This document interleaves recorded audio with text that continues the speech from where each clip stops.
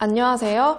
외국인을 위한 범죄 예방 교육 강의를 맡게 된 경찰청 조수인 경감입니다. 지금부터 여러분이 겪을 수 있는 다양한 범죄 피해 사례와 유형을 알아보고 예방할 수 있도록 설명드리도록 하겠습니다.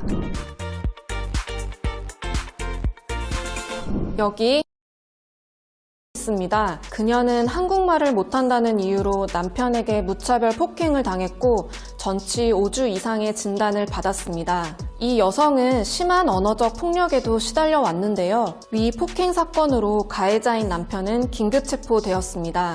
위와 같은 것을 우리는 가정폭력이라고 하죠. 가정폭력은 남편과 아내, 부모와 자녀, 형제, 자매 및 기타 동거가족을 포함한 가족 구성원 중에 한 사람이 다른 구성원에게 의도적으로 물리적인 힘을 사용하거나 정신적인 학대를 통하여 고통을 주는 행위를 말합니다.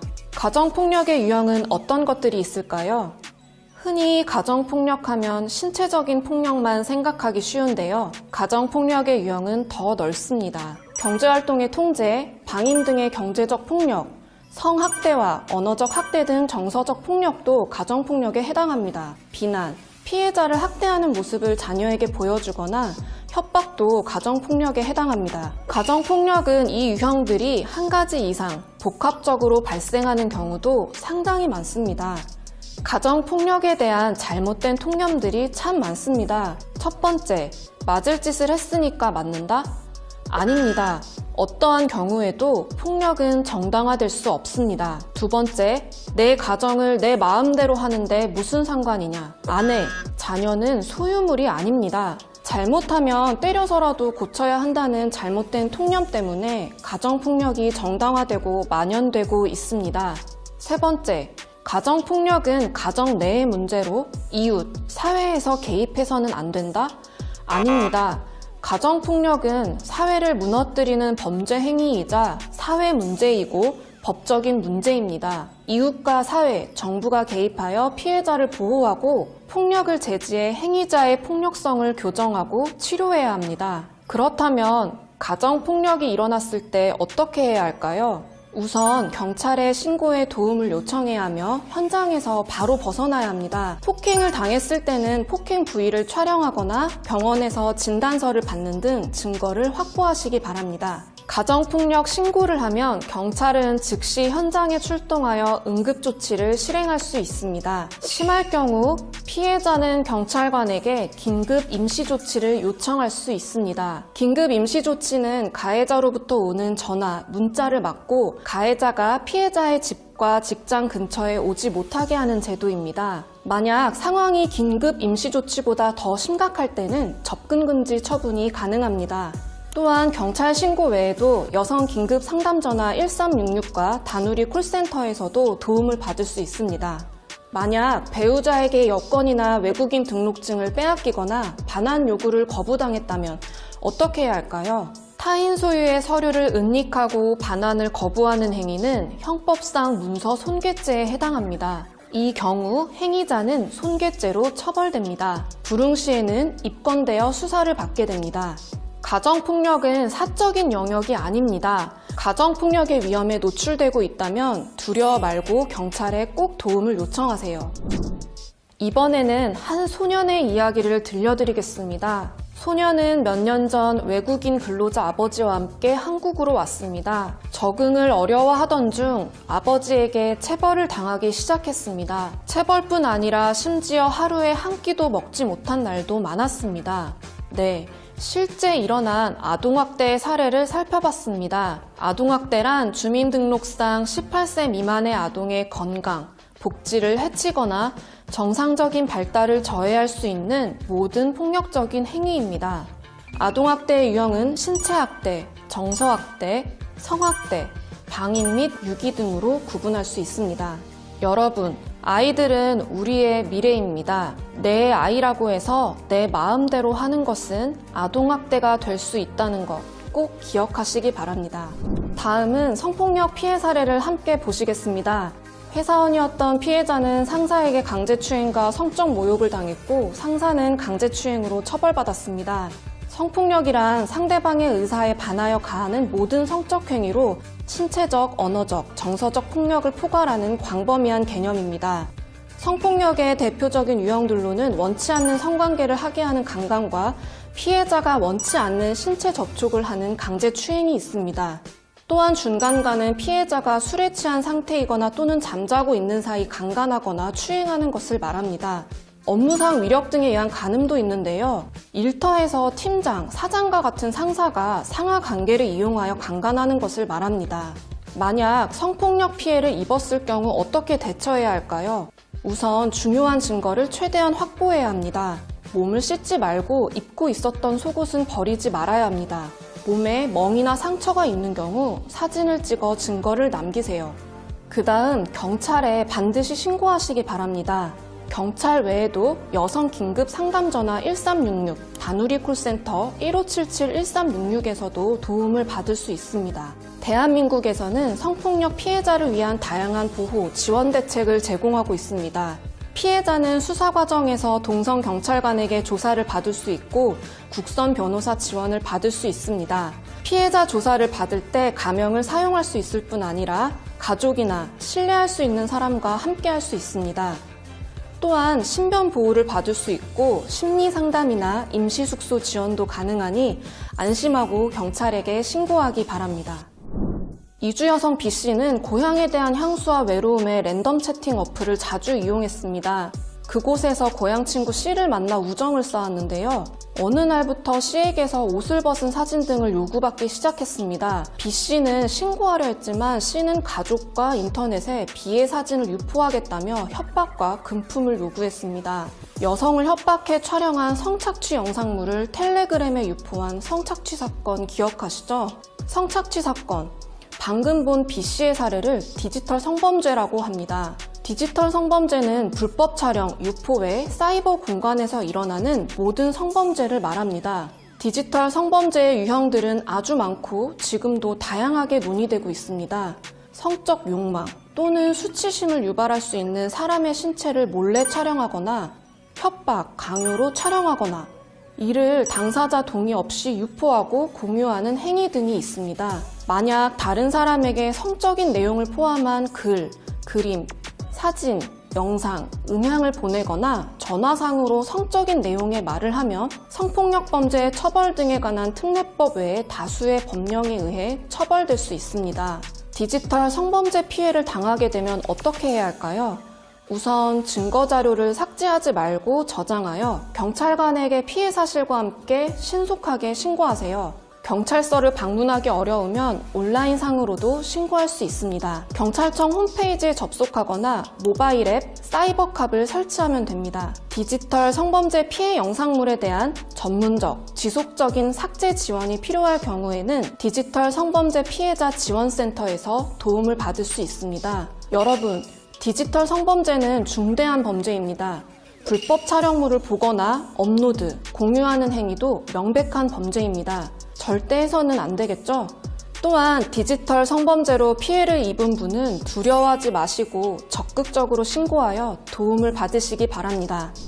여러분, 갑자기 검찰청이나 경찰서 전화번호로 전화가 온다면 어떻게 하시겠습니까? 실제로 경찰과 검찰로 사칭하거나 번호를 조작하여 범죄에 연루되었다며 금품이나 개인정보를 요구하는 사례는 굉장히 많습니다. 이렇게 보이스피싱은 전화로 수사기관이나 금융기관을 사칭하며 상대방을 속여 돈을 가로채는 대표적인 금융사기입니다. 여러분이 만약 보이스피싱을 당했다면 즉시 112로 전화하세요. 그러면 경찰이 금융기관으로 연결하여 임시로 계좌를 정지할 수 있게 도와드립니다. 자, 이제 보이스피싱을 예방하는 방법에 대해 알아보겠습니다. 모르는 번호로 전화가 오면 끊으세요. 만약 조금이라도 의심된다면 112로 전화해서 상담 받으시기 바랍니다. 대한민국에서는 수사기관이나 금융기관이 절대 전화로 돈이나 개인정보, 통장이나 카드의 비밀번호를 요구하지 않습니다. 이렇게 보이스피싱 피해자가 될 수도 있지만 보이스피싱 공범으로 연루되어 처벌받을 수도 있습니다. 여러분, 혹시 현금 인출책이란 단어를 들어보셨나요? 인출책은 쉽게 말해 심부름꾼을 뜻하는데요. 피해자가 송금한 돈을 인출해서 피의자에게 전달하는 역할을 하는 사람입니다. 인출책은 피의자와 함께 처벌되니 대가를 받고 인출책을 하는 일이 없도록 주의해야 합니다. 다음 사기 수법은 인터넷으로 물건을 사고 팔면서 발생하는 인터넷 거래 사기입니다. 구매자가 먼저 연락, 물건을 받기 전에 돈을 먼저 입금하여 피해를 보는 경우가 대표적인데요. D씨는 인터넷 카페에서 판매글을 보고 판매자에게 연락했습니다.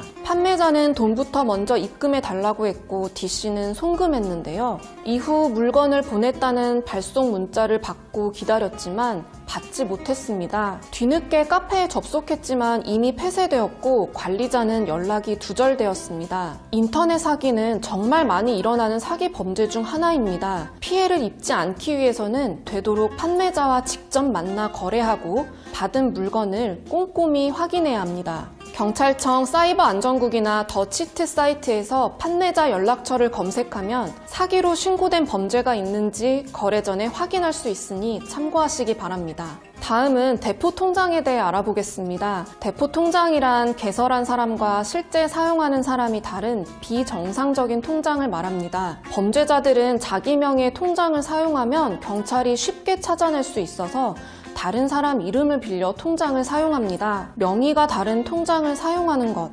대한민국에서는 불법입니다. 대포 통장 피해 예방법은 간단합니다. 누구에게도 통장, 체크카드, 계좌 비밀번호를 알려주지 마세요. 그것만으로도 대포 통장 피해를 막을 수 있습니다. 지금까지 다양한 패턴의 사기죄와 예방법에 대해 알아봤습니다. 보이스피싱, 인터넷 거래 사기, 대포 통장은 방심하면 누구에게나 일어날 수 있는 생활 속 금융사기입니다. 예방법을 꼭 기억하세요. 여러분, 대한민국에서 운전할 때 유의사항에 대해 알고 계신가요? 첫 번째로 본국에서는 운전할 수 있더라도 대한민국에서 운전면허가 없으면 무면허이며 운전할 수 없습니다. 또한 술을 마시고 자동차, 오토바이를 운전하거나 자전거를 타는 것은 음주운전에 해당하므로 절대 해서는 안 됩니다. 여러분, 혹시 도로에서 이런 행동을 하신 적 있거나 하는 차를 보신 적이 있나요? 이러한 운전 중의 행동들을 난폭운전과 보복운전이라고 하는데요. 난폭운전과 보복운전은 위험한 행동이자 범죄이니 절대 하지 말아야 합니다. 교통법규는 나뿐만 아니라 다른 사람들의 생명과 연결되는 일입니다. 안전운전을 생활화합시다. 다음 살펴볼 범죄는 도박입니다. 도박이란 금품을 걸고 승부를 겨루는 것을 말합니다. 각 나라마다 도박에 포함되는 게임이 다르지만 대한민국에서는 금품을 걸고 하는 게임은 전부 도박에 해당합니다. 도박죄뿐 아니라 대한민국에서는 도박할 장소를 제공하는 도박 개장죄가 있습니다. 도박을 하지 않고 단순히 장소만 제공해도 도박 개장죄로 처벌받을 수 있습니다. 대한민국에서 도박행위는 불법이며 처벌받을 수 있습니다. 다음 알아볼 범죄는 마약입니다. 마약을 범죄로 처벌하지 않는 나라도 있습니다. 하지만 대한민국에서는 마약, 향정신성 의약품, 대마를 단순히 소지하거나 사용하는 것을 범죄로 처벌하고 있습니다. 가장 대표적인 마약류는 아편, 대마초, 코카인, 엑스터시, LSD가 있습니다. 이들은 투약은 물론 수출입, 판매나 구입, 집에서 재배, 종자 소지하는 건 모두 범죄 행위라는 점 꼭 알아두시기 바랍니다. 내 몸을 망칠 뿐 아니라 사회에 심각한 피해를 줄 수 있는 마약. 마약은 단순히 소지하기만 해도 처벌받을 수 있습니다. 지금부터는 불법 체류자 통보 의무 면제 제도에 대해 알아보겠습니다. 용어가 상당히 어려운데요. 간단히 말씀드리면 불법 체류자가 범죄 피해를 당해 경찰 조사를 받게 될 경우에는 불법 체류자라는 이유로 출입국 관리사무소에 보내지 않는 제도입니다. 이 제도는 모든 범죄에 해당하는 것은 아니지만 대부분의 범죄 피해가 해당되니 알아두면 좋습니다. 만약 불법 체류자가 교통사고 피해자라면 무면허 운전을 했더라도 통보 의무 면제 대상으로 출입국 관리사무소에 통보되지 않습니다. 다음으로 성매매 피해 불법 체류 여성의 경우를 알아볼까요? 단순 성매매 불법 체류 여성은 출입국 관리법 위반으로 범죄 피해자이므로 원칙적 통보 대상입니다. 그러나 만약 불법 체류 여성이 폭행, 감금, 협박 등에 의한 성매매 피해자임이 명백하다면 통보 의무 면제 대상이 됩니다. 마지막으로 불법 체류자가 근로를 강요당하는 경우가 있습니다. 고용, 근로 과정에서 불법 체류자가 업주에게 폭행, 협박 또는 감금 등으로 부당하게 근로를 강요당하면 범죄 피해자로서 통보 의무 면제 대상이 됩니다.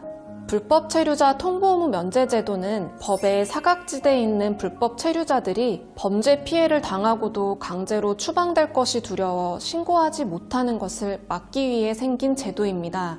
주변에 범죄 피해를 입고도 불법 체류라는 신분 때문에 경찰 신고를 주저하고 있다면 꼭 알려주시기 바랍니다. 유학생도 아르바이트를 할 수 있을까요? 네, 출입국 관리사무소에서 허가를 받으면 가능합니다. 원칙적으로 영리, 취업 활동은 금지되어 있습니다. 하지만 시간제 취업, 즉 아르바이트는 사전에 허가를 받으면 가능합니다. 제가 지금부터 하려는 이야기는 외국인이 한국에서 취업을 할 때 유의해야 할 것들입니다. 먼저 유학생이 할 수 있는 아르바이트 종류에 대해 알아보겠습니다. 학생이 할 수 있는 업종, 단순 노무직이나 일회성 활동은 가능합니다. 하지만 유흥주점에서 도우미를 하거나 공장 제조업, 첨단산업연구소, 개인 과외는 금지하고 있습니다. 출입국 관리사무소에 사전 허가를 받더라도 시간 제한은 꼭 지켜야 하는데요. 학부, 어학 연수과정은 일주일에 20시간 이내여야 하고요. 석사, 박사 과정은 일주일에 30시간 이내여야 합니다. 아르바이트 기간은 1년간 재학 기간 내에 한해 연장은 가능합니다. 단 학기에 70% 이상 이수, 평균 B학점 이상을 획득해야 합니다. 유학생만 아르바이트가 가능할까요? 아닙니다. 아르바이트 가능 여부는 체류 자격에 따라 다른데요. 다만 본인의 체류 자격 외의 취업 활동은 불가합니다. 다음은 결혼 이주 여성분들이 취업 활동 시 주의할 부분입니다. 그 예로 한국인과 결혼한 딸의 출산을 돕기 위해 가족 초청 비자로 온 가족들이 있었습니다. 그런데 이들이 취업 활동을 하여 출입국 관리사무소에서 단속하였고 결국 강제 퇴거된 일이 있었습니다. 이처럼 가족 초청 시 방문 동거 비자로 체류를 연장하는 경우에도 원칙적으로는 취업이 불가합니다. 대한민국에서 외국인이 살아가는 데 가장 중요한 부분인 취업과 관련된 주의사항을 알아봤습니다. 구체적인 내용은 출입국 사무소에서도 확인이 가능합니다. 지금까지 다양한 범죄 사례와 대처, 예방법에 대해 알아봤습니다. 어떠셨나요? 이 내용들은 대한민국에서 정말 쉽게 만날 수 있는 것들이기 때문에 잘 기억해 두시기 바랍니다. 한국에서 안전하고 건강하게 생활하셨으면 좋겠습니다. 감사합니다. 여러분 안녕하세요. 본격적으로 성폭력 예방 교육을 하기 전에 퀴즈를 하나 풀어보려고 하는데요. 다음 중 성폭력에 해당하지 않는 것은 무엇일까요? 1번 A가 복도를 지나가는데 너무 멋져 보여 B가 A의 뒷모습을 휴대전화로 동영상을 찍었다. 2번 B가 복도를 지나가는 동영상을 찍었다고 A에게 말을 하였더니 괜찮다고 했다. 그래서 그 동영상을 같은 반에 있는 다른 친구들의 휴대전화로 전송했다. 3번 A의 뒷모습 영상을 공유한 같은 반 친구 중 한 명이 A의 뒤태 영상이라는 이름으로 한 사이트에 올렸는데 추천수가 아주 많았다. 4번 사이트에 게재된 A의 뒤태 영상에 땡땡 중학교 땡반 이름 A 너무 못생겼다. 이렇게 뚱뚱하고 못생기고 키 작은 사람 처음 본다. 등의 댓글이 달렸다. 여러분은 이 중에 무엇이 성폭력이라고 생각되세요? 정답은 1번부터 4번까지 모두 성폭력이라고 볼 수 있습니다. 먼저 A의 동의 없이 휴대전화로 동영상을 찍었고 그것이 촬영 대상자의 의사에 반하였고 또 촬영물이 성적 불쾌감을 유발할 수 있다면 이러한 행위는 성폭력이라고 볼 수 있습니다. 찍은 동영상에 대한 동의를 얻었다 하더라도 이것을 유포하는 것에 대한 동의는 아니기 때문에 허락 없이 유포하는 행위도 성폭력이라고 볼 수 있습니다. 따라서 A의 뒤태 영상이란 이름으로 온라인에 유포된 것도 성폭력 행위이며 외모, 신체 등에 대한 혐오 표현 역시 언어성희롱으로 정의되는 성폭력 행위입니다. 성폭력이라고 말하는 것들은 굉장히 다양하고 많습니다. 그래서 누구나 한 번쯤 나도 모르는 사이에 성폭력, 성희롱에 노출되었던 경험이 있습니다. 그렇다면 우리 주변에서 성폭력 가해자는 어떤 모습을 하고 있을까요? 성폭력 가해자는 늑대의 모습을 하고 있지도 않고 그리고 악마의 모습을 하고 있지도 않습니다. 성폭력 가해자는 우리 주변에 가장 가깝거나 친밀한 관계에 있는 사람일 수도 있고 내가 가장 신뢰했던 그리고 믿었던 누군가일 수도 있습니다. 게다가 요즘처럼 온라인상에서 여러 사람들을 만나는 상황에서는 한 번도 본 적 없는 상대로부터 성폭력 피해를 보는 경우도 많이 있습니다. 정부에서 조사한 결과를 보면 학교 안에서 발생하는 폭력은 감소했지만 반대로 온라인 공간에서의 폭력 피해는 증가하고 있다고 보고되고 있습니다. 폭력을 경험한 남자 청소년의 중에서도 온라인 폭력으로 피해를 보았다는 비율이 2년 전 조사 때보다 24.9%로 월등히 높아진 것을 볼 수 있습니다. 성폭력 피해를 본 여자 청소년도 마찬가지인데요. 온라인 성폭력 피해를 보았다는 비율이 2배 가까이 늘어난 것으로 조사되었습니다. 가해자의 경우에도 온라인에서 알게 된 사람이라는 답이 증가했는데요. 성폭력 가해자는 온라인에서 알게 된 것도 아닌 아예 모르는 사람이라는 답도 3배가량 늘어난 것으로 조사되었습니다. 청소년 폭력 피해 장소는 학교 교실 안이라는 응답이 31.4%로 나타난 것으로 보아 여러분들이 생활하고 있는 이 교실 안도 안전한 곳이 아니라고 볼 수 있습니다. 그래서 이번 교육이 학교라는 공간에서 함께 지내는 청소년 여러분들에게 매우 중요하다고 생각됩니다. 자, 그럼 청소년 여러분, 여러분은 성폭력이 무엇이라고 생각하세요? 우리가 맨 처음 퀴즈를 통해서 봤던 것처럼 성폭력의 범위는 매우 넓고 다양합니다. 성폭력이란 무엇인지 우리 함께 알아볼까요? 성폭력이란 사전적 의미를 보았을 때 상대의 동의 없이 성적인 말과 행동을 일방적으로 하는 것을 의미하고 개인의 성적 자기 결정권을 침해하는 범죄 행위로 강간, 추행, 성희롱 등 모든 언어적, 정신적, 신체적 폭력을 포함하고 있습니다. 그뿐 아니라 성폭력에 대한 막연한 어떤 불안감이나 공포심, 그리고 이로 인해서 나의 행동에 제약이 있다면 그것 또한 간접적인 성폭력이라고 할 수 있습니다. 상담할 때 제가 가장 많이 받는 질문 중에 하나가 성폭력이에요? 아니에요? yes, no로 답해주세요. 이런 질문들을 가장 많이 받습니다. 앞에서 설명했듯이 성폭력은 객관식 쉬운 문제가 아닌 굉장히 다양하고 복잡한 행동에 해당할 수 있습니다. 성폭력은 피해자와 가해자가 어떤 관계에 있었는지, 친구 관계였는지, 권력 관계 내에 있었는지, 교사와 학생 관계였는지 이런 다양한 관계를 봐야 되고요. 이들이 놓여있는 상황이 어땠는지, 그리고 그 맥락은 어떤 것이었는지 이 모든 것들을 신중하게 살펴보고 피해자의 의사가 그리고 그 표현을 적극적으로 할 수 있었는지를 생각해 보아야 합니다. 피해자가 자신이 적극적으로 yes 혹은 no 라고 사인을 보내는 것이 가장 중요하고 피해자가 자신의 의사를 적극적으로 yes라고 하지 않았다면 그것은 명백한 거부의 의사로 보는 것이 맞습니다. 청소년 여러분 혹시 이 기사를 보신 적이 있으세요?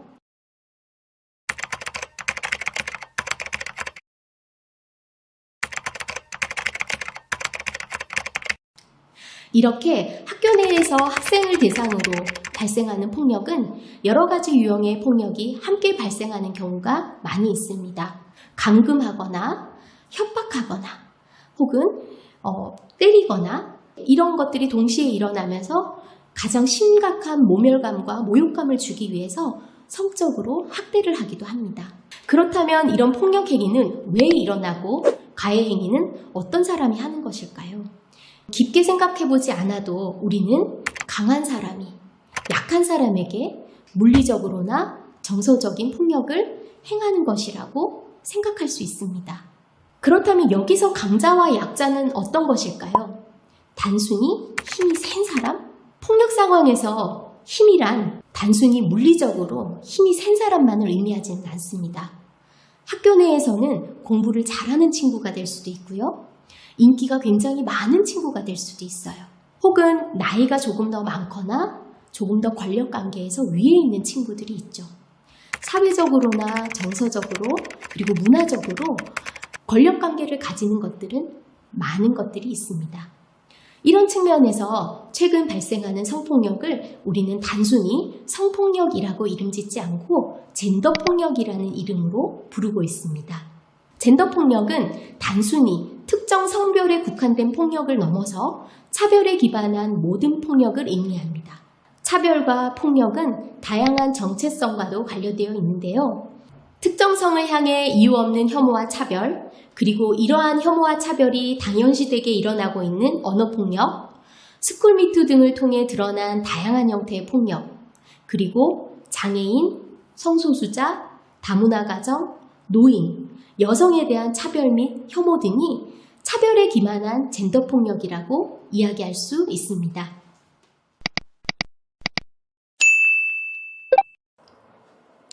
청소년 여러분, 성문화라는 말을 들어본 적이 있으세요? 성문화란 성행위에 대한 인간의 직접 간접적인 문화 양식을 의미합니다. 성문화는 개방적이라거나 보수적이라는 표현이 뒤따라오죠. 성에 개방적이다, 성에 보수적이다. 우리가 성폭력이 무엇인지를 알아보기 위해서는 청소년 여러분들을 둘러싸고 있는 우리 사회의 성문화가 그리고 우리 청소년들 사이에서의 성문화가 어떻게 발전하고 형성되어 있는지를 살펴보는 게 매우 중요합니다. 여러분들이 가장 많이 이용하고 있는 유튜브 등 미디어에 나타난 성문화를 한번 살펴보아요. 성을 주제로 운영되는 수많은 유튜브나 개인 BJ 방송, 틱톡 같은 것들을 보면 여러분들에게 잘못된 성지식을 전달하거나 매우 자극적이고 폭력적인 언어를 사용하는 경우들이 많이 있어요.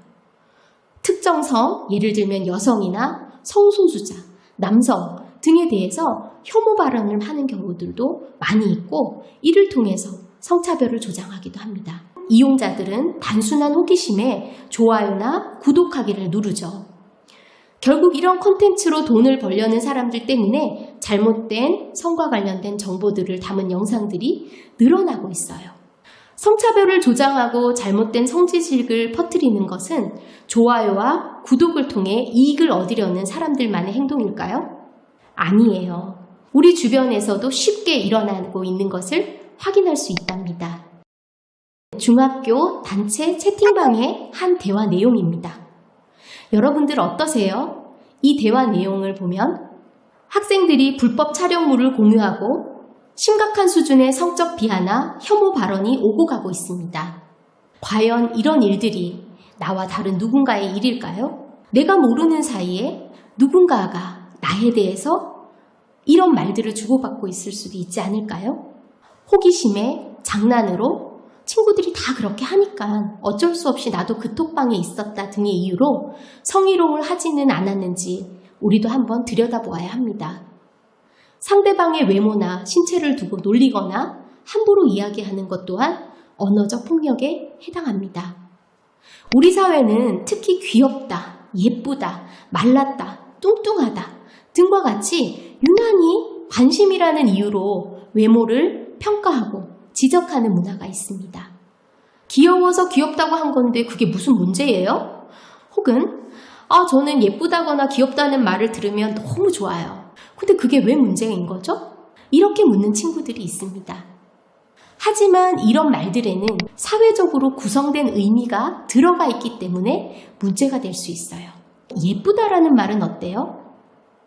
우리가 예쁘다라는 말을 쓸 때 머릿속에 그려지는 모습은 어떤 것일까요? 예쁘다라는 말은 주로 특정 성, 여성에게 주로 사용한다는 게 내포되어 있죠.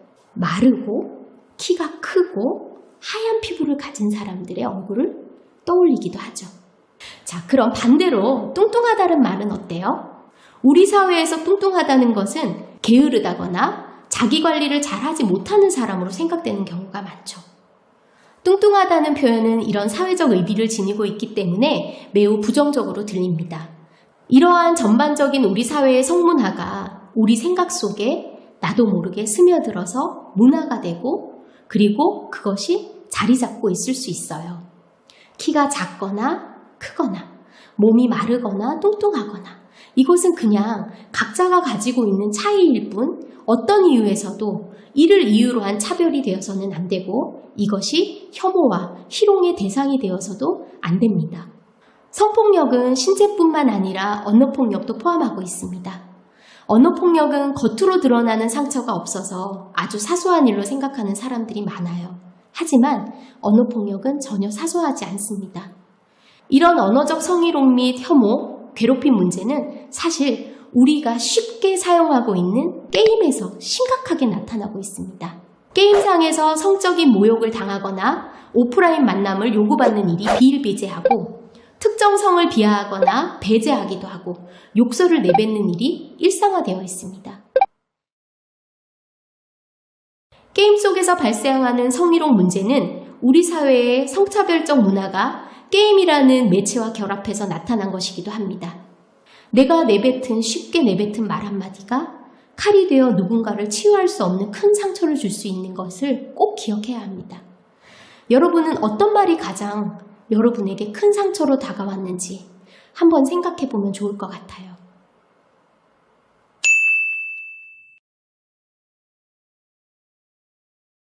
디지털 성폭력은 게임이나 단체 대화방 등 디지털 환경에서 발생하는 다양한 형태의 폭력을 의미합니다.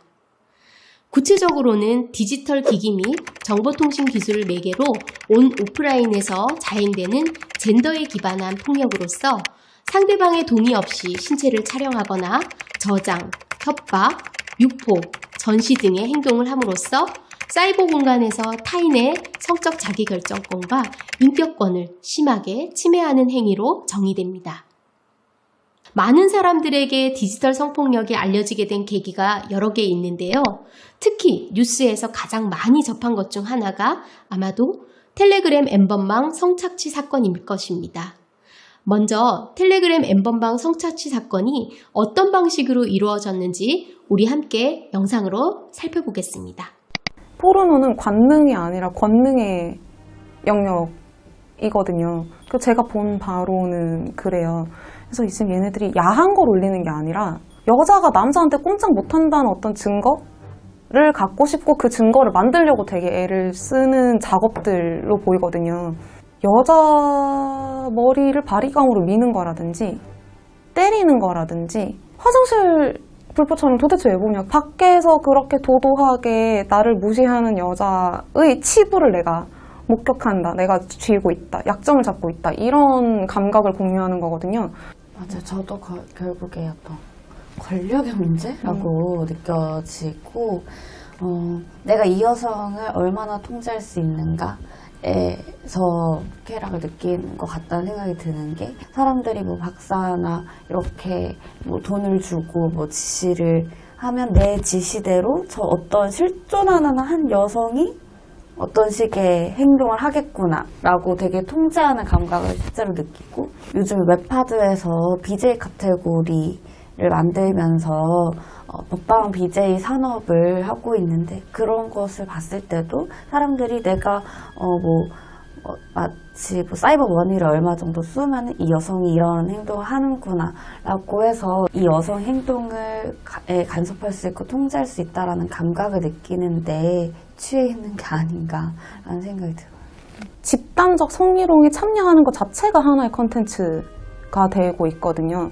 특히 그 텔레그램 성착취판에서 벌어지는 그 유료방 말고 그 수많은 무료방들 수천 개가 넘는 거기서 벌어지는 거를 보면 사람들이 그걸 하고 싶어서 들어오는 거예요. 어떤 영상을 보는 것도 하나의 목적이 되겠지만 뭐 올려봐라 이렇게 하고 그거 올린 거를 보고 다 한마디씩 하는 거 있죠. 그거 자체가 하나의 스포츠에서 컨텐츠가 된 거예요.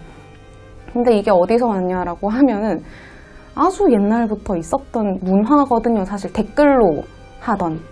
근데 그 행태를 이제 고스란히 가져왔는데 그게 좀 더 인스턴트화 된 거죠. 좀 더 속도가 빠르고.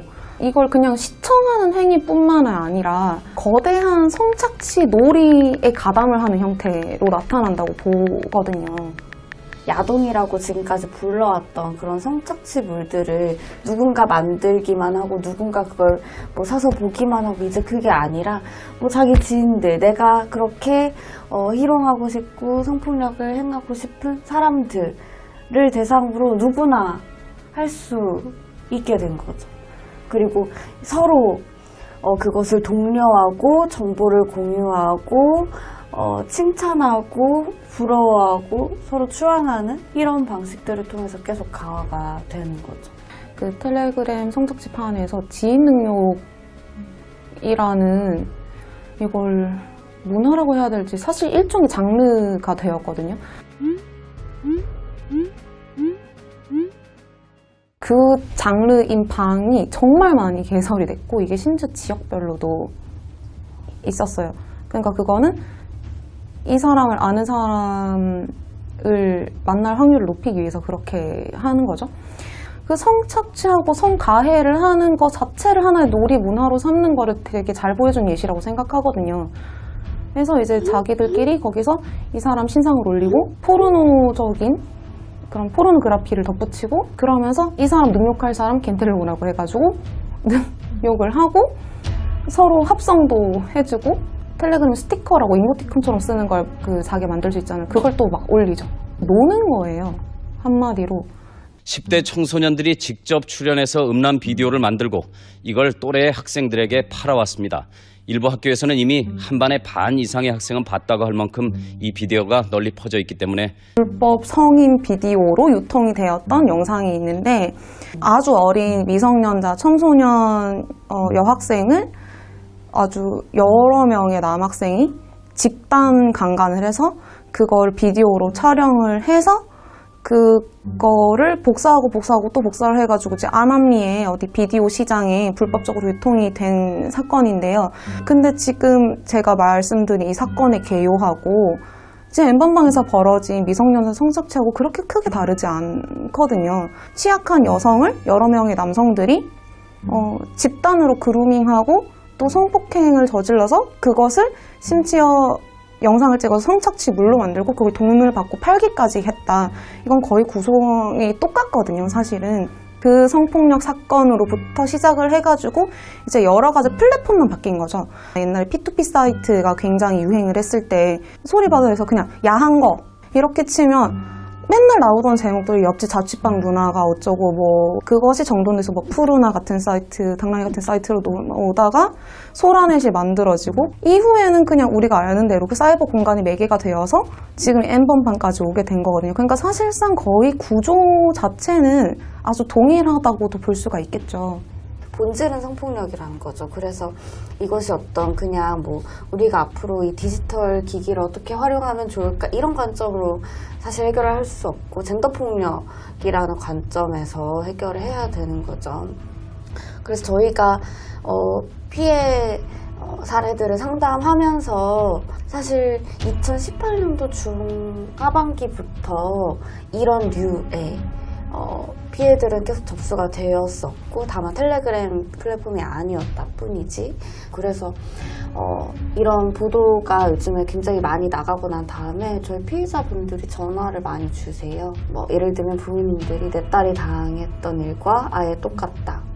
혹은 온라인 그룹 피해자들이 나도 사실 이런 똑같은 과정을 거쳤었다. 그래서 현장에서 봤을 때는 오히려 대단히 새삼스럽다거나 하지 않은 측면이 있거든요.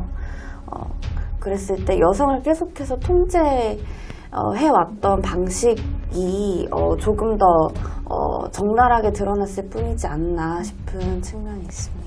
지금 얘기가 나오고 있는 조주빈이나 그리고 그 외에도 수많은 실제로 미성년 성착취를 저질렀던 온라인 그루밍을 시행을 했던 사람들이 왜 그걸 할 수 있었냐면 내가 너의 몸 사진을 가지고 있다. 심지어 이거는 네가 자발적으로 준 거다. 이거 유포하면 어떻게 될 것 같냐. 이게 협박으로 먹힌다는 거예요. 이 사안에서 만약에 설사 피해자들의 자발성을 가져서 활용했다고 할지라도 그것은 온라인 그루밍이나 폭력이기 때문에 성착취다라는 이야기를 해주고 싶어요. 사실 전 너무 안타까운 게 이 유포 협박은 보협박이 지속되고 길어질수록 피해가 더 커질 수밖에 없는데 조금이라도 더 일찍 도움을 요청할 수 있는 사회가 되어야 한다, 우리가.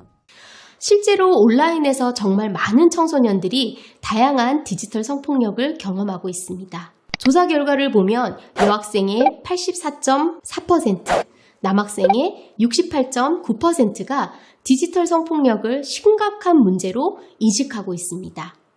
불법 촬영의 피해자가 될 수도 있다는 두려움을 일상생활에서 하고 있고, 남학생 역시도 10명 중 2명 정도는 유사한 피해에 대한 두려움을 가지고 있다고 보고되고 있습니다.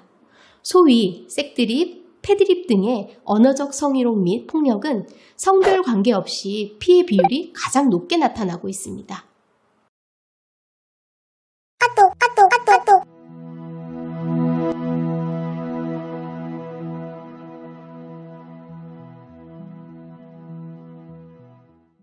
오픈 채팅방. 같은 관심사를 가진 사람끼리 정보 공유도 하고 수다도 떨고 요즘 많이들 사용하시죠? 최근엔 학교에서도 온라인 수업이 많다 보니 오픈 채팅방을 쓸 때가 많다고 합니다. 그런데 이걸 또 어떻게 알았는지 여중 여고 단톡방에 들어와 성적인 말을 하거나 사진을 올리는 이른바 옥채 테러가 유행한다고 합니다.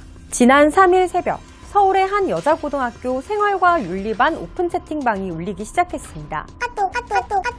바로 오픈 채팅방 테러단의 기습이었습니다. 10여 개의 익명 계정이 들어와 성적 모욕감을 주는 발언을 하며 학생들을 조롱했는데요. 학생들은 나가달라고 수차례 요구했지만 이들은 보란듯이 더한 짓들을 하기 시작했습니다. 학생들의 프로필 사진을 캡처해 자신의 사진으로 올려놓는가 하면 선생님의 이름을 부르며 무례한 발언을 이어가기도 했습니다. 대체 누구냐고 물으니 특정 커뮤니티에서 왔다고 당당하게 밝힌 테러범들. 그들의 심야 난동은 50여 명의 학생들이 다 나갈 때까지 계속됐습니다. 여고생들이 모여있는 방이라서 당한 것 같아요.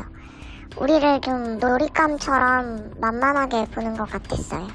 누구에게나 열려있고 익명으로 접속할 수 있다는 오픈 채팅방의 특징을 악용한 건데요. 이들은 어떻게 오픈 채팅방 테러를 저지르는 걸까요?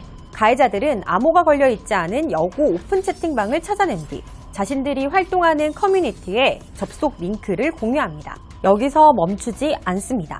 약속한 시간에 단체로 입장해 성적 수치심을 유발하는 말이나 사진을 쏟아내죠. 실제로 한 남초 커뮤니티에서 옥채 테러를 검색하면 땡땡 여고에 옥채 테러 하러 가자 라는 글이 수십 개씩 뜨는데요. 오픈 채팅방 테러를 위한 갤러리까지 만들어 운영하는 곳도 있답니다. 대체 이 사람들 왜 때문에 이러는 걸까요? 여성을 성적으로 대상화하고 도구화하고 절대 파트너로 생각할 수 없고, 그러니까 자기들끼리 진짜 웃고 즐기는 거죠. 이들에겐 장난처럼 이루어지고 있지만 옥채 테러는 범죄입니다. 정보통신망법과 성폭력 처벌법 위반에 해당할 수 있는데요. 특히 피해자가 불특정 다수, 게다가 고등학생이란 점에서 죄질이 굉장히 나쁘다고 볼 수 있죠. 실제 처벌 사례도 있습니다. 지난해 4월 한 남성이 중학교 오픈 채팅방에 성적 수치심을 유발하는 사진을 올렸다가 검거됐고 결국 성폭력 처벌법 위반으로 기소까지 됐습니다. 전문가들은 엄연한 디지털 성범죄가 일종의 놀이로 자리 잡기 전에 적극적인 제재가 필요하다고 조언하는데요. 범죄가 발생했을 때 그 휴대폰만은 국가가 열어볼 수 있는 기술은 있어야지. 그걸 찾아서 처벌하게끔 만들어야 되는 건데, 우리나라 법들이 분명히 거기에 대한 정보를 확인하도록 되어 있음에도 불구하고 그 사람을 찾아내지 못하는 현실이다 보니까 학생들 입장에서는 자기들만 귀찮아지는 거고 자기들만 힘들어지는 거고 범인을 잡지 못하는 거고. 다양한 방식으로 진화하는 디지털 성범죄. 방치했다가 얼마나 큰 사건으로 돌아오는지 우리 이미 여러 번 경험했죠? 옥채 테러는 놀이가 아니라 범죄입니다. 욕설, 성희롱, 합성 이미지 유포만이 폭력은 아닙니다. 친밀하거나 친밀한 척하는 관계에서 심각한 디지털 성폭력이 발생하기도 해요. 온라인 그루밍이란 말을 청소년 여러분들 들어본 적 있으세요? 그루밍 성범죄는 가해자가 피해자에게 호감을 얻거나 친밀한 관계를 만든 뒤에 성폭력을 가해하는 것을 말합니다. 온라인 매체를 통해 이루어지는 경우가 늘어남에 따라 온라인 그루밍이라고도 불러요. 온라인 그루밍 범죄의 가해자는 채팅 앱이나 메신저, 게임 등에서 피해자를 고르고 피해자의 신뢰를 얻기 위해 심리적 혹은 금전적인 지원을 아끼지 않기도 합니다. 예를 들어 채팅 앱을 통해 알게 된 누군가와 채팅을 매일매일 하며 예쁘다, 귀엽다, 너 밥은 먹었니? 학교는 잘 다녀왔어? 너 정말 멋진 아이인 것 같아. 라는 이야기를 하다가 점점 수위가 높아져서 너 성관계는 한번 해본 적 있니? 야한 거는 혹시 좋아해? 나랑 그런 얘기 한번 해볼래? 등으로 발전해서 호기심에 학이된 이런 성적인 이야기가, 대화가 결국 가해자가 피해자를 성적으로 길들여가는 과정이 된답니다. 피해자를 통제하고 관계를 유지하기 위해서 성관계 영상 또는 신체의 일부 사진을 찍고 이를 가족이나 지인, 학교 등에 유포하겠다고 협박하거나 더 심각한 성착취 행위로 이어지기도 하죠. 최근에는 그루밍 후 영상을 유포하여 수익을 올리는 일까지 발생하기도 했습니다. 그루밍에 의한 성폭력이 특히 심각한 문제인 까닭은 피해자가 가해자를 믿고 의지했다는 것 때문입니다. 피해자가 그루밍 과정에서 스스로 내가 그루밍 당하고 있다는 것을 알아차리기 어려울 뿐 아니라 때로는 가해자를 좋아하고 사랑한다고 느끼는 경우가 있습니다. 이것이 바로 그루밍의 가장 중요한 특징이고 한 사람의 삶에 장기적이고 치명적인 해를 끼치는 이유이기도 합니다.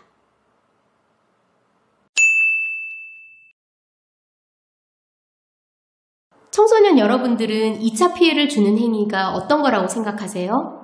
2차 피해란 1차 피해를 본 피해자가 피해 사실을 근거로 또다시 부당한 일을 겪는 걸 말합니다. 그렇다면 어떤 유형의 2차 피해가 학교에서 많이 발생하는지 우리 한번 살펴보도록 할게요. 첫 번째로는 피해자와 가해자에 대한 신상이 공개되거나 비밀 유지가 되지 않는 것, 그 피해 사실이 소문으로 급속도로 번지는 것들을 이야기할 수 있어요.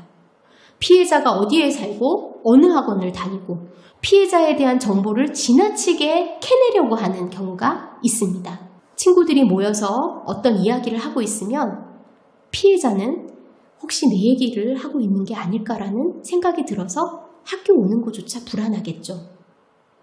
두 번째로는 성폭력의 책임이 피해자에게 있다는 식으로 이야기를 하는 경우들이 많아요. 피해자가 가해자를 나쁜 사람으로 만들려고 일부러 없는 일을 만들어서 거짓말로 피해자인 척 한다거나 피해자인데 쟤 너무 씩씩하고 잘 먹고 다니는 거 아니야?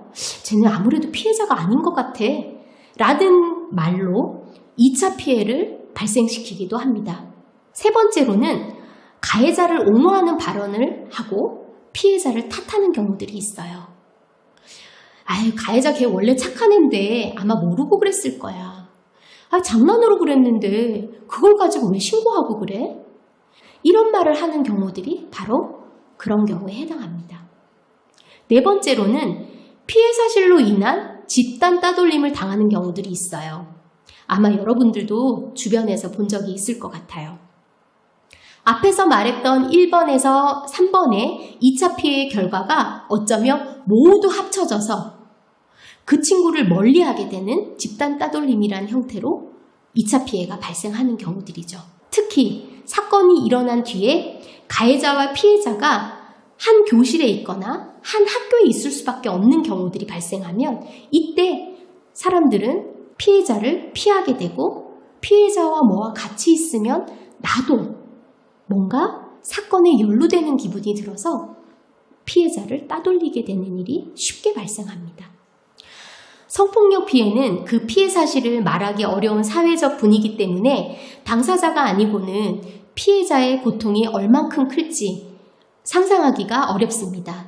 그러나 최근에는 용기를 내어 피해자들이 자신이 피해를 입었다는 사실을 당당하게 말하기 시작했어요.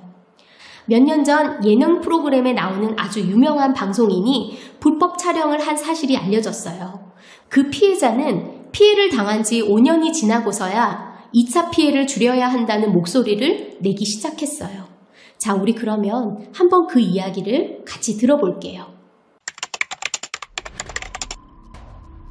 지난 2016년 8월 한 여성이 가수 정준영 씨를 경찰에 고소했습니다.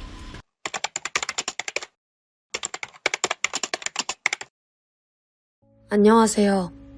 저는 2016년 8월 정준영을 불법 촬영 혐의로 고소했던 사람입니다. 제가 대학생이던 5년 전 한국 사회는 성범죄 피해자의 말을 들어주지 않았습니다. 불법 촬영이 실형을 받는 경우는 거의 없었고 고소를 하면 오히려 역고소를 당할까 걱정해야 했습니다. 관련 기사에는 수천 개의 악플과 비방 댓글이 달렸습니다. 가해자가 아닌 피해자에게 2차 피해를 줬습니다. 정준영의 불법 촬영 가해가 있은 뒤 5년 2개월이 지났습니다. 이제야 불법 촬영 가해와 2차 가해로부터 벗어나 안전하고 평화로운 일상을 누리고 있습니다. 하지만 꼭 변해야 할 것은 아직 변하지 않았습니다. 저 그리고 다른 성범죄 피해자들이 평온한 일상을 회복할 수 있도록 꼭 필요한 것이 있습니다.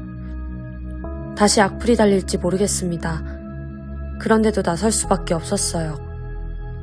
앞으로 일어날 변화가 누군가를 살릴 수도 있을 거라 믿거든요. 5년 전 제가 정준영을 고소했다는 기사가 뜨자 가해자가 아니라 피해자인 저에 대한 댓글이 무섭게 달렸습니다. 저 여자가 정준영 인생 망쳤다. 네가 행동을 똑바로 안 해서 그런 거다. 무고죄로 역고소해야 한다.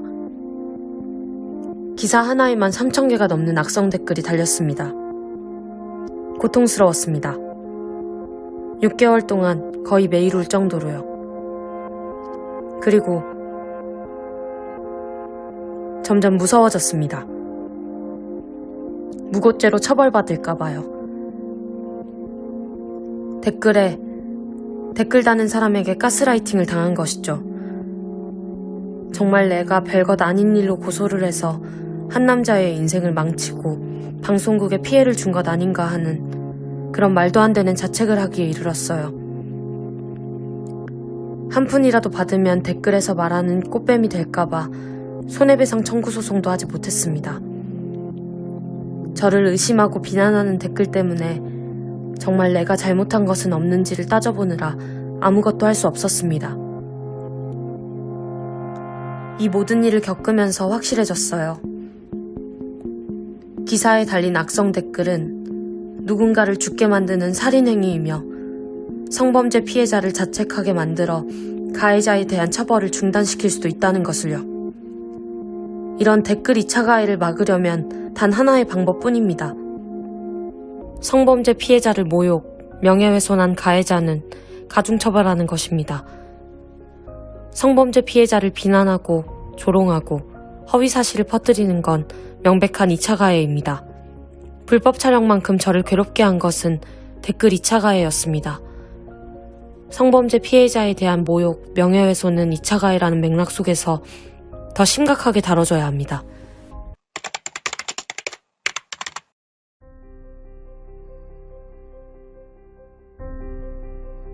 저는 이제 제가 할 수 있고 저만 할 수 있는 역할을 하려고 합니다. 제가 당한 성범죄의 가해자가 유명인이어서 또 2019년 사건의 실체가 드러나고 가해자가 징역형까지 받아 이제 사람들이 제 이야기를 들어줍니다. 아직 아무 말도 못하고 2차 피해를 입고 죽을 것 같은 고통을 겪고 있는 여성들이 분명 있을 겁니다. 성범죄가 드러나면 주목해야 할 것은 피해자가 아니라 가해자의 범죄 행위입니다. 댓글로 고통받는 성범죄 피해자에게 말하고 싶습니다. 피해자를 탓하는 말에 절대 흔들리지 말라고, 절대 자기검열하지 말라고. 이 말을 하기까지 오랜 시간이 걸렸습니다. 세상이 변화하기를 기다렸습니다. 저 하나의 억울함을 풀기 위해서가 아닙니다. 사회가 변하고 다시는 같은 아픔을 겪는 사람이 생기지 않았으면 좋겠습니다. 그리고 지금 이 순간 불법 촬영 동영상 유포와 시청, 피해자에 대한 악성 댓글과 허위사실 유포를 하고 있는 당신은 정준영과 다름없는 범죄자입니다.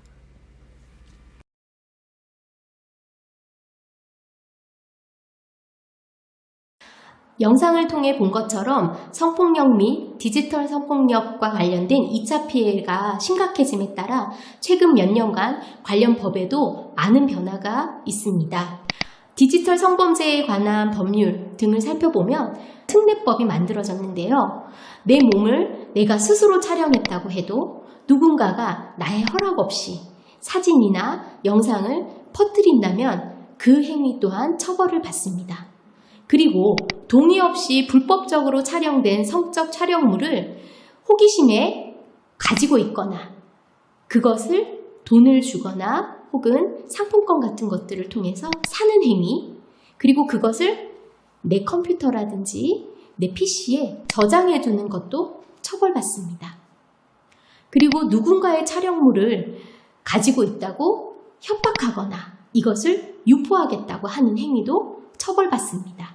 또 하나 의제강간 연령 상향이라는 게 있습니다. 의제강간이란 말은 상대방이 동의했다고 하더라도 성관계에 동의를 했다고 하더라도 그 사람과는 성관계를 할 수 없는 어떤 특정 연령대를 정해놓았다는 거예요. 그게 바로 의제강간 연령이라는 건데요. 그 연령이 과거에는 13세였다면 디지털 성범죄가 만연하면서 16살, 16세로 상향 조정하였습니다. 16세 미만, 즉 중학교 3학년에 해당하는 연령대까지의 청소년이 20살 이상의 성인과 성관계 또는 성과 관련된 폭력행위에 내가 스스로 동의를 했다 하더라도 이를 동의로 보지 않고 무조건 폭력으로 보는 것입니다. 이렇게 강화된 법이 없어도 우리 모두 조금만 성의지 감수성을 가지고 일상을 보내고 성문화를 바꾸려는 노력을 기울이면서 다른 사람의 인권에도 관심을 가진다면 1차 피해를 일으키지도 그리고 2차 피해를 주지도 않을 수 있다고 생각해요. 디지털 성범죄의 피해자가 내가 모르는 누군가가 아닌 나와 내 주변 사람들에게 발생한 일이라면 어떨까요?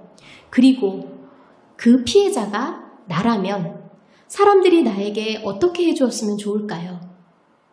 한번 생각해보면 좋을 것 같아요.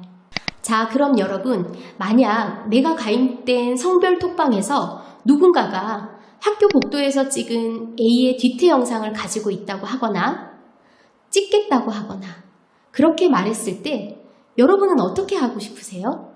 아마 청소년 여러분들이라면 이런 영상은 찍어서도 안 되고 동의를 받고 찍었다 하더라도 이것을 다른 친구들이나 다른 사람에게 유포해서도 안 되고 나는 그런 영상은 궁금하지도 않고 보고 싶지도 않다고 생각할 수 있을 거예요. 하지만 여러분의 그런 생각이 생각하는 것에서만 멈추지 않고 그 생각을 실제 여러분들 일상생활에서 실행하는 것이 매우 중요해요.